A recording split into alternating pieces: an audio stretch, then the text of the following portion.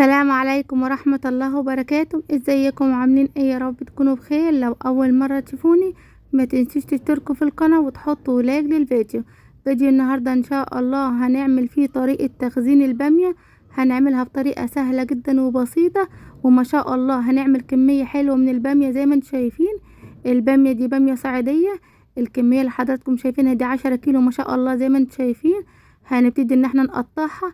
هنقطع منها الويكة اللي هي بتكون طبيخ، وهنقطع منها البامية اللي احنا بنعملها طواجن زي ما انتم شايفين، وهنسلقها مع بعض زي ما انتم شايفين. طريقة السلق طريقة سهلة جدا وبسيطة، وهيطلع لونه اخضر زي ما حضراتكم شايفين، جميلة جدا ما شاء الله. ومش هتاخد وقت معانا خالص، ولا في التقطيع ولا في السلق ولا في التخزين زي ما حضراتكم هتشوفوا بإذن الله. هنبدأ ان احنا نقمع البامية. ما شاء الله البامية دي لسه جاياني من الصعيد فورا دلوقتي، فانا قلت قبل ما اجهزها ان انا اخزنها في الفريزر اعملها فيديو معاكم. تمام. الكمية اللي حضراتكم شايفينها دي ما شاء الله 10 كيلو من البامية. في منها اللي هيبقى براني وفي منها اللي هيكون ويكا. تمام. البراني اللي هي بتكون صغيرة خالص بالشكل اللي حضراتكم شايفينه ده، والويكا بيكون الويكا اللي هي بتكون كبيرة. تمام. لان الكبيرة دي متنفعش في الطواجن في الفرن، هتبقى شايخة كده وطعمها وحش جدا. هنبتدي ان احنا نقطع الويكا. انا هنا باخد الباميه الكبيره بقطعها حتت صغيره، وباخد الباميه الصغيره بقورها يعني بالشكل اللي حضراتكم شايفينه. لان طواجن الباميه اللي احنا بنعملها الويكه ليها تقويره معينه يعني زي ما انتوا هتشوفوها، انما الويكه دي بتتقطع باي حاجه خالص زي ما انتوا شايفين. بشيل الجزء اللي تحت والجزء اللي فوق وبقسمها من نصين وخلاص خلصت على كده. انما مشكله البران ان هي بتاخد وقت جدا في التقطيع زي ما حضراتكم هتشوفوا.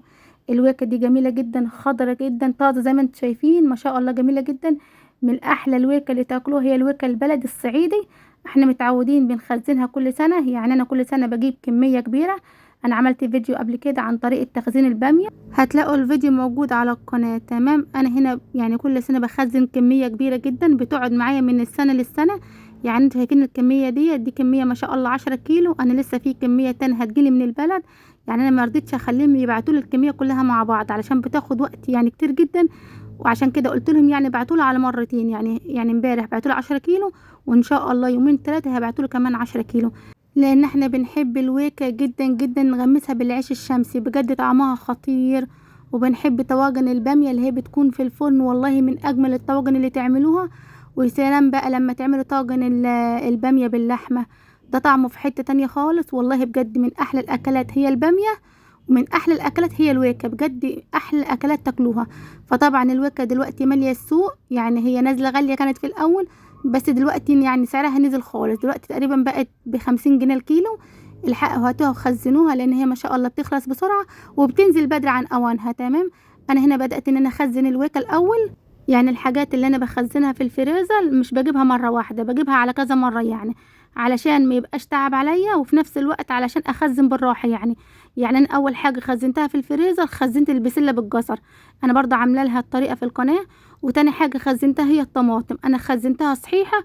والله العظيم مسافة ما بطلعها من التلاجة اكنكم جايبينها فريش بالظبط، اكنكم جايبينها طازة.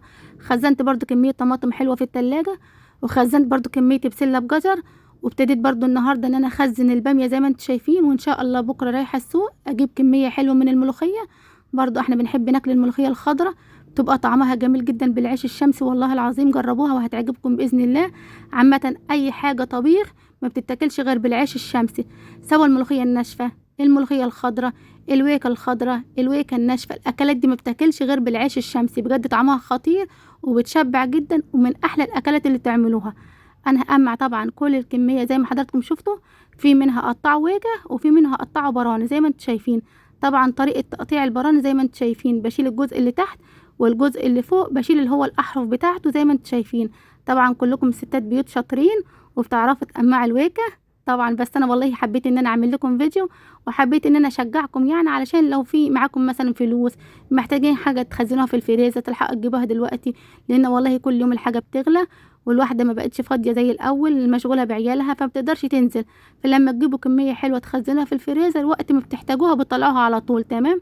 انا هنا هقطع كل كميه الويكه زي ما حضراتكم شفتوا، وهقمع الباميه برضو بالطريقه. انا قطعت كل كمية البامية بالطريقة اللي حضراتكم شفتوها. في جزء عملت منه ويكة اللي حضراتكم شايفينه ده، والجزء التاني عملت منه بران اللي احنا بنعمله طواجن في الفرن زي ما انتم شايفين. لان ما شاء الله البامية اللي جاتني من الصعيد جايه فيه منها نوعين، في نوع بيتعمل براني وفي نوع بيتعمل ويكا. هنبتدي دلوقتي ان احنا نسلقها بالطريقه اللي حضراتكم هتشوفوها. عندي حله كبيره على النار، ضفت فيها ميه وسبت الميه لحد ما تغلي تماما، وبعدين هنزل بكميه الباميه. الحله دي ما شاء الله كبيره، هتاخد كميه من الباميه كتيره زي ما انتم شايفين. بعدين هضغط على الباميه علشان تنزل في كميه الميه، علشان لما تبتدي تغلي كل الباميه تغلي معانا وتاخد لون موحد اللي هو اللون الاخضر اللي حضراتكم هتشوفوه. اهم حاجه ان احنا نضيف الماده الحافظه اللي هي ليمونه ونص، يعني 3 انصاص من الليمون. دي خطوة مهمة جدا، ما ينفعش ان احنا نسلق البامية بدون ما نضيف ليمون، لان الليمون ده مادة حافظة. لما البامية تغلي مش هتنزل الخضار بتاعها، هتحتفظ بالخضار في البامية. وقت ما طلعوها من التلاجة هتكون خضرة زي الحشيش بالظبط. انا هعصر ليمونة ونص زي ما انتم شايفين، او ليمونتين حسب الموجود عندكم. تمام، انا هعصرهم كويس جدا جدا، وهضغط عليها علشان الليمون كله يدخل في المية زي ما انتم شايفين، وهسيبها لحد ما تاخد غلوة واحدة بس. خدوا بالكم الباميه ما بتاخدش اكتر من غلوه بس واحده على النار، وبعدين هغسلها بميه ساقعه جدا من الحنفيه. انا سلقت كل كميه الباميه بالطريقه اللي حضراتكم شايفينها ديت. ودي الباميه ما شاء الله جميله جدا وما خدتش وقت في السلق زي ما حضراتكم شفتوا. انا هبتدي ان انا اعبيها. بالنسبه للاكياس، اي اكياس موجوده عندكم هنستخدمها عادي جدا. انا عندي الاكياس اللي هي الصغيره اللي بتتقفل بكل سهوله، وعندي الاكياس العاديه خالص. لو دي موجوده تمام، لو التانية موجوده برضو تمام. انا بس الاكياس الصغيره اللي هي بتتقفل بكل سهوله ديت، انا كان عندي شويه صغيرين فاضطريت ان انا اجيب العادي. تمام، هنبتدي نعبي الباميه زي ما انتم شايفين. الباميه اللي انا بعبي فيها دي براني، احنا بنعملها طواجن في الفرن بتبقى خطيره. والباميه التانية اللي متقطعه صغير دي احنا بنعملها ويكه، اللي هي الويكه اللي احنا بنغمسها بالعيش الشمسي، خطيره. انا عملت لكم قبل كده طريقه الويكه هتلاقوها في القناه، وعملت لكم برضو طريقه العيش الشمسي جميله جدا والله العظيم. وعملته من 2 كيلو دقيق، عملت 13 رغيف. هتلاقوها برضو اللينك هتلاقوه في صندوق الوصف، او الطريقه هتلاقوها في القناه على طول. بالنسبه للباميه انا بعبي على قد الكميه اللي انا محتاجاها. يعني انا بحب الاكياس الصغيره ديت علشان بحط الكميه كلها، ويعني وقت ما بستخدمها بكب الكيس كله على بعض. انما الاكياس التانية مش بحبها بصراحه، بتكون كبيره ومش بتحكم في الكميه اللي انا عايزاها. انما دي الكميه بتبقى مظبوطه وبتحكم في الكميه اللي انا عايزاها زي ما انتم شايفين. انا هنا بعبي الكميه اللي انا عايزاها وبقفله. بالنسبه لطريقه القفل، انا هنا بخرج اي هواء موجود في الكيس من جوه مع استخدام القفل. يعني انا بقفل وبنفس الوقت بضغط علشان ما اقفلش على الهواء. زي ما انتم شايفين الكيس عامل ازاي جميل جدا وصغير وبياخد كميه حلوه من الباميه. آه اتمنى لو وصلت لحد كده في الفيديو وما تنسيش تشتركوا في القناه وتحطوا لايك للفيديو. طبعا الباميه دلوقتي ماليه السوق ورخيصه خالص. طبعا هي كانت اول ما نزلت على طول كان الكيلو ب100 جنيه. انا جبتها امبارح. يعني هي كانت جايه من الصعيد اصلا، يعني الكميه اللي حضراتكم شايفينها ديت جايه من الصعيد. يعني الكيلو عامل 30 جنيه. طبعا احنا عندنا هنا في اكتوبر الكيلو عامل 60، بس عندنا في الصعيد الكيلو عامل 30. ما شاء الله الكميه اللي حضراتكم شايفينها ديت 10 كيلو من الباميه. تمام، بس انا حبيتها قوي علشان الباميه بتاعت الصعيد مفيش منها هنا ابدا اصلا، بتبقى بلدي، بتبقى خضرة جدا جدا جدا. انا هوريكم دلوقتي شكل الباميه هي وخضرة. انا عملت منها النهارده والله خطيره، طعمها تحفه، ريحتها في حته تانية خالص. دي الاكياس العاديه. انا للاسف ما كانش موجود اللي هي اللي بتبقى الصغيره تقريبا ال15 او ال12 اللي هو المقاس بتاعها، بس ما كانش موجود اللي هو بيعبوا فيها الفول المدمس دي، عارفينها؟ دي بتبقى حلوه خالص، بتبقى صغيره كده بتاخد كميه حلوه. انما الكياس ديت يعني حساها كبيره جدا. يعني انا هاخد على قد ما بحتاج في الكيس والباقي هقصه، بس يعني هو الموجود عندنا استخدمته. تمام، انا هنا بحط برضو كميه الباميه اللي انا عايزاها وبلف الكيس زي ما انتم شايفين. وهعبي دلوقتي الويكه اللي انا قطعتها زي ما انتم شايفينها قدامكم ديت. هوريكم دلوقتي. هاخد طبعا انا بالنسبه للويكه اللي انا هعملها طبيخ دي انا هاخد كميه قليله، لان ما شاء الله الباميه بتاعت الصعيد بتقطع كميه ويكه رهيبه. يعني شايفين الكميه ديت اللي انتم شايفينها كميه صغيره جدا، بس بتعمل ما شاء الله حله كبيره من الباميه. ما شاء الله اللهم بارك، بتقطع قوي. عشان كده انا باخد كميه يعني صغيره منها وبقطع الزياده من الكيس. هي مشكله الكيس كده ان انتوا بتاخد على قد الكميه وبتقطع الباقي زي ما انتم شايفين. ما شاء الله اللهم بارك. شايفين الواكه جميله جدا، طازه جدا، حلوه قوي، وخضره زي الحشيش والله العظيم، جميله جدا ما شاء الله. احنا بنحبها جدا جدا، وبنحب كمان البراني اللي هي الباميه اللي انا مقمعاها دي اسمها براني عندنا في الصعيد. يعني بنعملها طواجن كده وبحطها في الفرن بتبقى خطيره. ويا سلام بقى لما تاكلوها بالعيش الشمسي، بجد العيش الشمسي جميل جدا وبيشبع جدا. انا عملت طريقته والله العظيم ما خدت وقت معانا خالص. اسمها العيش الشمسي السريع، جميل جدا ما شاء الله. انا هعبي الكميه كلها بنفس الطريقه زي ما حضراتكم شفتوا.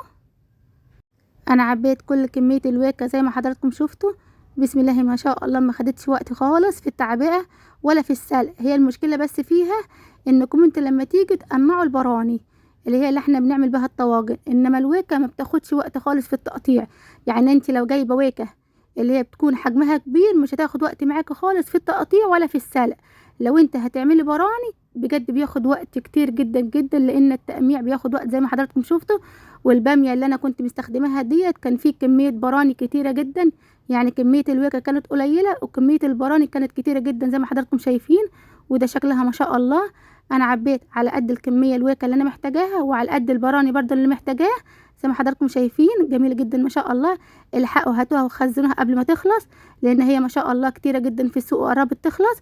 وبكده فيديو النهارده يكون خلص معانا.